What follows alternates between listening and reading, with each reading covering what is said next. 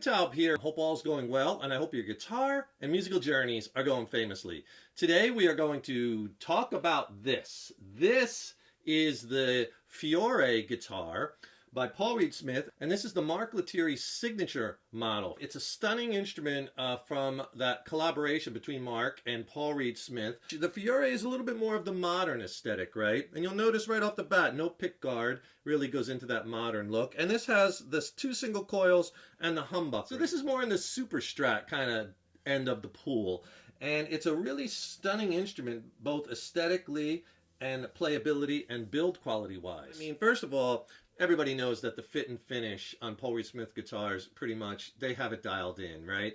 It's just, you know, top of the line. And this guitar pretty much doesn't have a flaw on it. Front, back, I mean, there's nothing wrong, no dings, dents, scratches in the finish. I mean, no swirls. I mean, everything is just dialed in. The build quality on this guitar is just tremendous. The joints, like the fretboard and neck joint, headstock, I mean, everything about this guitar just screams quality, and it just feels so high-end.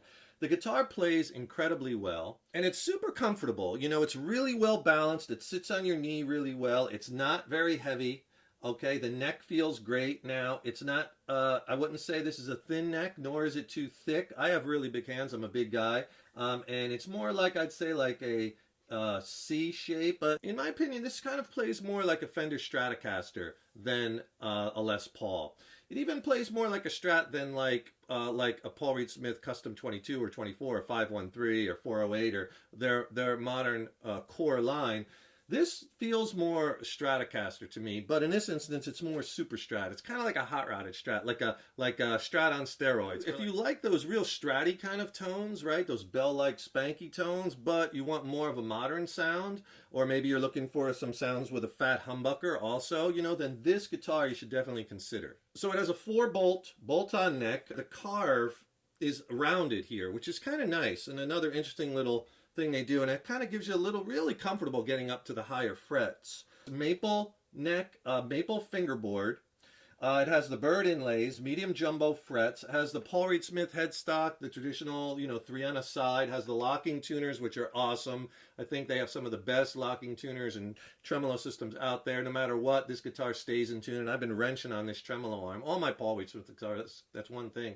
Never have an issue with tuning. The tuners are the vintage style, which I haven't seen a lot of on Paul Reed Smith guitars, so that's kind of a different touch. 10-inch fretboard radius, 22 frets, 25.5-inch scale. And I think that was designed by Mark because he kind of likes that classic look and feel. Swamp ash body, a 2-point tremolo system, and the tremolo arm is push-in. Traditional 5-way blade switch, so as far as your pickup combinations, all the way back would be your humbucker.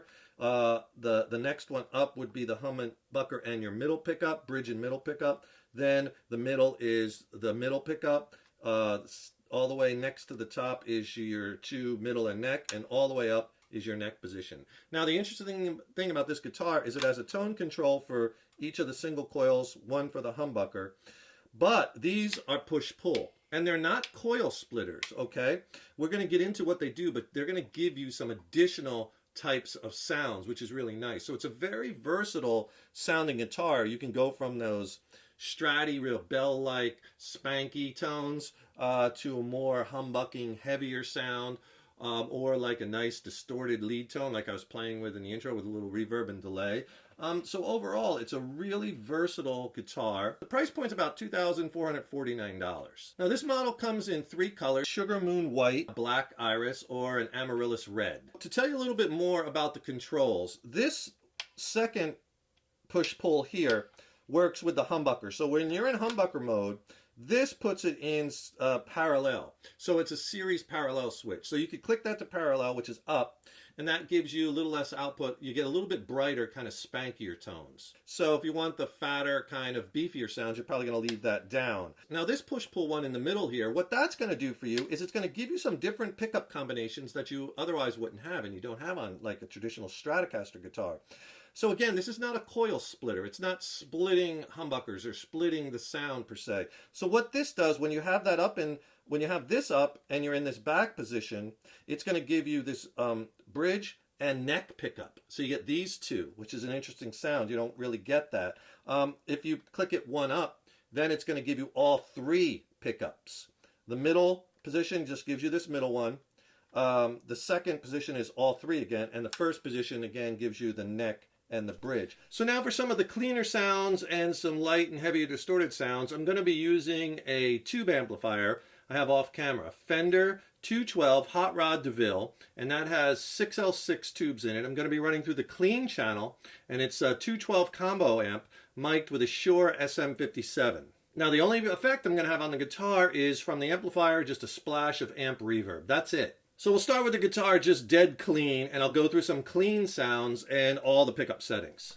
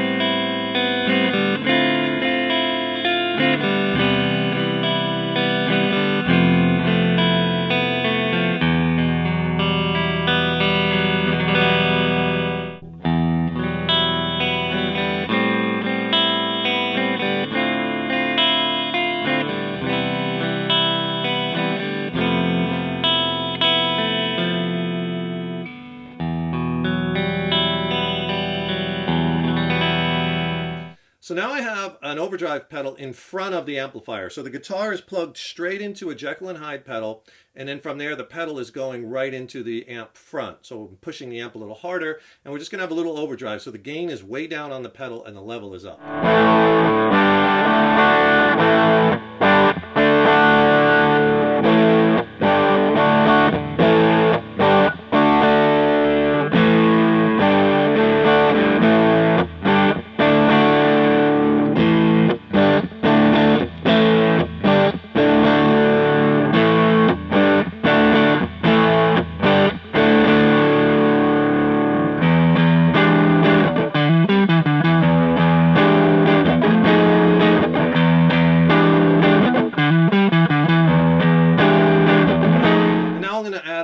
Gain, and we're going to get into some heavier distorted sounds. Again, though, the pedal is in front of the amp, so guitar right into the pedal, pedal into the front of the amp.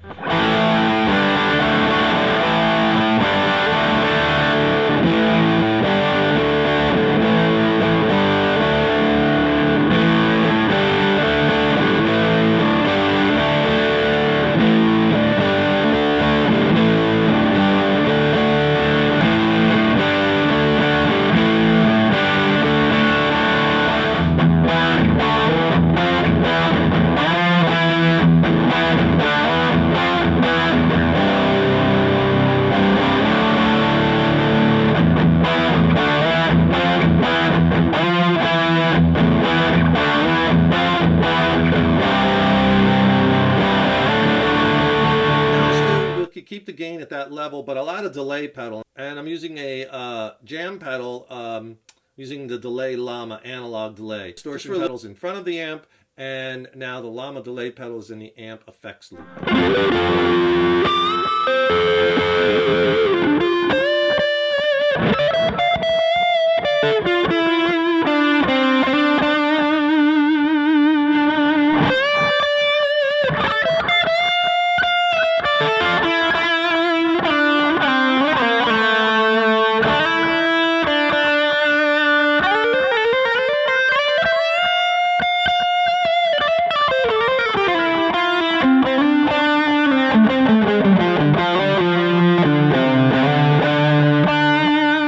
And as far as the tone in the video intro and in the outro, here have the guitar plugged straight into a Steinberg UR22 interface. From there, it's going right into the iMac, recording with Logic X. And the plugin I'm using for the guitar is Neural DSP Archetype Plini. And basically it's the Plini amp model with a little delay and some reverb. I hope you enjoyed this video and this demo. Please subscribe to the channel because that really helps us to keep the content coming. And don't forget, ring that subscription bell, then you'll be notified when we have new lessons posted. Also, if you'd like some more materials like a free video lesson, an ebook, in the ebook I diagram out like 29 scales. It's loaded with major, minor key, music theory, lessons, soloing strategies. It's a killer reference ebook. I'll send it to you for free. Just click on that link in the YouTube description box below. I'll put some other links in there, including links to my original music. I recently dropped an original record with my original band Mindcell. You could check that out. Thank you so much for watching. Really appreciate your support over the years and years. Stay tuned. Got tons more lessons and videos, content, gear reviews coming. Keep up all that hard work on those guitars. And remember, your guitar playing is an evolution. So enjoy the journey. Take care, rock on. See you in the next lesson.